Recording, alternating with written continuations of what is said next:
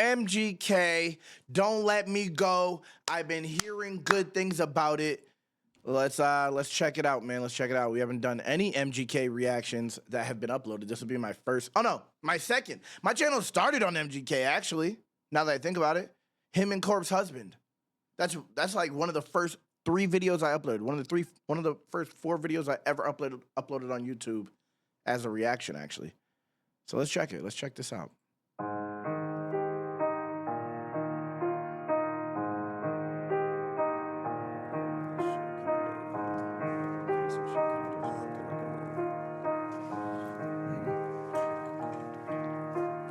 Lately my thoughts eating me alive. Laid in the bed thinking maybe that hate will finally go away if I'm not alive. Wish I didn't listen, just like I wish they would understand me one time. I had a breakdown and tatted my entire body except one line. Everything's just fine. Slipping again, there I go slipping again. I'm acting different again. I see my family's reflection every time I look in the cup and I sip it again. After the sins, tell me after all the sins, will I be mentioned again? Why do I care? If in the end it's just me and God, like I'm Christian again. Yeah, just let him bring the beat in. Before my dad left this earth, he made sure I took on every quality I didn't want. I was supposed to die at birth, gave me a chance and I fucked it up, give me another one. I've been running from secrets I hid as a kid and I never confronted them. I just called mom, said I forgive her for not being there when I needed one. I'm coming back, just let me go. I'm coming back, just let me go, yeah. I'm coming back, just let me go. I'm coming back, don't let me go. Who am I when the music stops? And the character that I've been playing is really just broken and fucking lost. I swear I've been telling you over and over again in all of these songs, but they don't hear nothing I'm writing cause they're too busy trying to write me off. And they go on and on and on. It's funny cause if we just sat and talked, you'd see that it's just hard for me to be vulnerable cause I blocked it off. I got trust issues, growing up no one was there to hear what I thought. My heart was broken like my ribs as a kid when me and my father fought. Yeah, I'm medicating with something that I cannot pronounce, but it's what the doctor gave me. Rehab patient with a pen and some paper, the psychiatrist keeps evaluating. How can I live with the fact that my hand wasn't on her stomach when we lost the baby? I don't got no one to turn to cause everyone's dead in my life that was trying to raise me. Searching for someone to tell me who I really am, I don't know when I look in the mirror. Constantly dreading the day that the audience might not be screaming for me anymore. The feeling of dying alone and not leaving anything behind is my biggest fear. Kiss the person that I love as if I'm never coming back after I leave out the door. I'm coming back, just let me go. I'm coming back, just let me go, yeah. I'm coming back, just let me go. I'm coming back, don't let me go. This is that. I'm coming back, just let me go. I'm coming back, just let me go, yeah. It's that Cuddy, bro. That's what it reminds me of. Just let me go. I'm coming back, don't let me go. That reminded me of Cuddy. Niggas need to stop sleeping on MGK. I've been saying this for the longest. I don't know why people hate on him. I've been said this. Like, he's not bad. He's actually a good artist, and I don't know why people hate on him so much. Even before the Eminem thing, he was getting hate. I've been trying to tell people I like MGK. People think I hate on him because of the video I made with him and Eminem.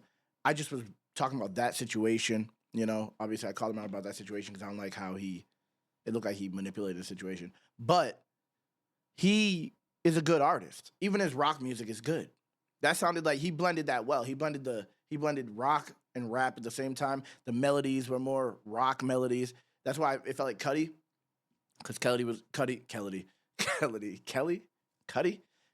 at mixing rock melodies into a rap format, and MGK is good at that too, clearly. And it didn't sound like Cuddy. It didn't sound like he was biting Cuddy. It just reminded me of Kid Cudi.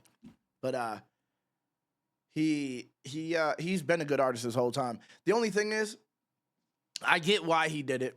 His flow was just triplet flow the whole time. But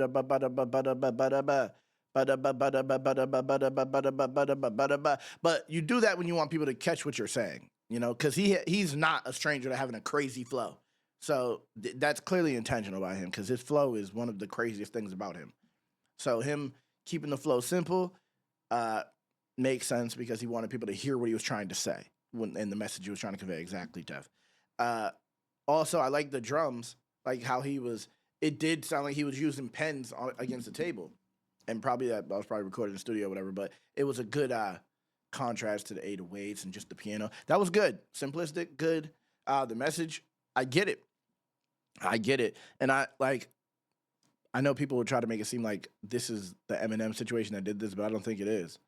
I think he's just that kind of person. I feel you could tell he was he was going through it before. Like he was like when you come out with a song like Wild Boys, Tattooed, like fighting bouncers, fighting at your shows, and all the time doing all this weird shit. Like clearly you have an issue with authority, which is like usually an inner issue that you're channeling outside. Like not just to have an issue with authority, but like to lash out and confront everything with violence and confront everything with anger. That's a thing inside you. You know what I mean? And he was that. And he just was like, fuck everybody, fuck da da da. And that type of energy comes from somewhere. You know what I mean? And it makes sense. It makes sense to me. It makes sense to me for everything that he just said. Crying out for help, even if you don't know it exactly. He needed to mature. Facts. That's a good song. That's a good song. It's not surprising to me. It's cool. It's cool when rappers are willing to be vulnerable like that because that's the thing about Kid Cudi. I keep bringing Kid Cudi back. Kid Cudi was like, at a time when people, like, they were rapping about weed and like it was like a different type of music that was coming out. And Cudi was like directly speaking to your soul from like a tortured soul aspect, which a lot of people go through. Everyone isn't partying, everyone isn't doing drugs. And if people are, they're numbing something or whatever. But Cudi was directly talking like anxiety, depression, and like a lot of people could relate to it, and it helps, like some people just feel counted out, some people feel depressed. I don't know, and you need that kind of music. And I feel like MGK is the perfect person for that. He's one of those type of people. He's been through it. It makes sense, At some point, that type of music is helpful to people. You know what I mean? It's like you're giving them real. You're giving them real. Not like, oh, let's numb all this pain with drugs and fighting and anger and super lit music to cope with the fact that you're actually super, super low. So you're using music that's super hype to like compensate for the lowness that you're feeling. And instead, he did the exact opposite. You know what I mean? He was like, nah, embrace that.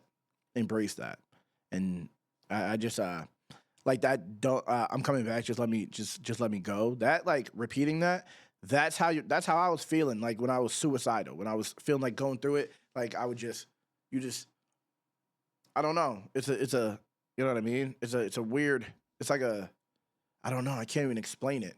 If you know, you know. If you know, you know. Damn, he hit with that. That was a good one, man.